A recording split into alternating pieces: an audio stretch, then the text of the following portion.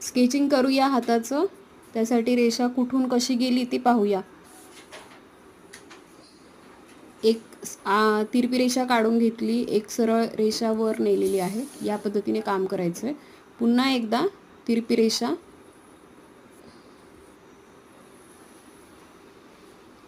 आणि वर जाणारी रेषा, हाताचा जो बाजूची रेषा आहे ती इथे काढून घेतली आहे.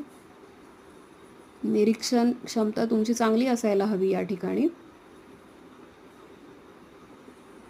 हात काढण्यासाठी अंगठ्यापासून सुरुवात केली इथे आणि या पद्धतीने अंगठा काढलेला आहे.